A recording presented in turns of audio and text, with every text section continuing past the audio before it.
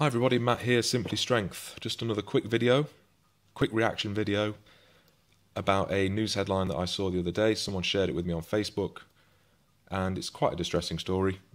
Concerns marriage and people marrying lunatics. I've included the link below that you might find interesting. Quite distressing images. It's a fella who's had horrifying scars because his abusive wife poured a jug of boiling water all over him after they had a row. And I'll just go through the article and comment a little bit on it.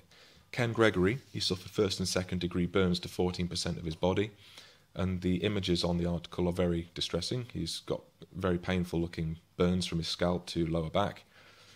She's been found guilty of grievous bodily harm with intent, and apparently they were arguing over finances and household chores. She's now his ex-wife, understandably. But he had decided to speak out because he believes it's important to challenge the stigma surrounding men who are victims of abuse. And by going on to the ONS website, Office for National Statistics, here in the UK, you can see how men have every right to, Ken has every right to raise this issue, because actually the statistics on domestic abuse are closer than you think. In the latest figures that I can find from 2010 to 11 on violent crime and sexual offences, domestic violence, intimate violence, you can see that 7.3% of women and 5% of men reported having experienced emotional abuse, which is equivalent to approximately 1.2 million female victims and 800,000 male victims. So it's closer than you think. It's, as much as the media likes to depict that it's just women getting,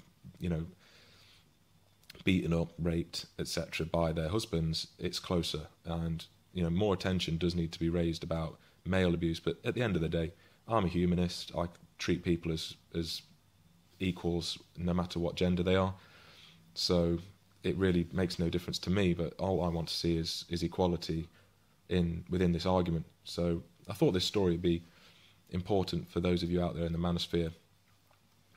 If you've obviously not seen it already, but I know a lot of you are out there in Canada and the United States and elsewhere. So yeah, I'll just take you through this article.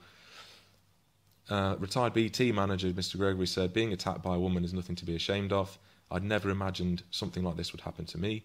As a man who is a bit older and who isn't exactly small, there is a perception that you can't be a victim of domestic violence. I was worried that people would assume that it was my fault." He was right to assume that, because no doubt people would do so. And she was the victim. There is still a general perception that as a strong man against a weaker female, you must have been the protagonist. I agree to with most of what he's saying there, 100%. It should be the same message that they put out for women many years ago. Don't be frightened, you don't have to put up with it. Yep, completely agree, Ken. Well said. Apparently the couple met through ballroom dancing following the death of Mr. Gregory's first wife of more than 30 years, Maureen, 7 years ago. But after 5 years of marriage, their relationship soured.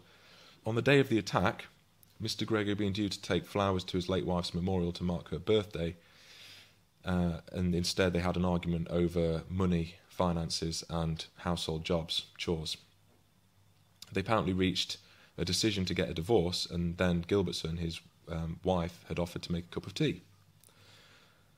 And Mr. Gregory's got limited mobility because of arthritis. He turned down the offer of tea, and then his wife left the room and returned with a jug of freshly boiled water. And the court heard that she told him, "There you go," after tipping it over his head without any warning. You can't imagine the amount of pain going through you at that time. He says it was unbearable, searing pain, never known anything like it. And it was a culmination of escalating verbal abuse. 3 weeks earlier, Mr. Gregory needed hospital treatment after Gilbertson threw a cup of tea over him while he slept, in what she claimed was an accident. Oh yes, an accident. I mean, that's a warning sign right there. You should have just got rid of her there and then, just either left or kicked her out. She's a psychopath. When police arrived following the final incident, Mr. Gregory said she told officers, "If I'd wanted to kill him, I'd have used a knife."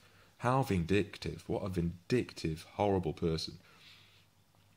I was sitting with my back to her and it came without warning. Afterwards I could barely sleep as I couldn't lie on my back. So it'll be very interesting to see what the sentence is going to be on March the 24th after she's been found guilty. I mean, you see other examples when it's male doing it to female. For example, Katie Piper, she had acid thrown on her face, and that's happened to a few sort of models and women with prominent, aspiring careers in media. And these men have been in prison for a very long time, 12 and 18 years respectively, for the people that did that to Katie Piper. So this man's been disfigured, and he'll be scarred for the rest of his life. Even though it's not on his face, it's on his scalp and back, it's still disfiguring. And I think she should get 10 years minimum. But it'll be very interesting to see if there's any gender equality in the court system on this matter. And I'm sure you've all got your own views on it. So, yeah, I just thought I'd do a quick video, raise the issue to those of you out there with an interest, and I'd be very keen to hear your perspective down below. So, again, thanks a lot for tuning in, and I'll see you in my next video. Thank you.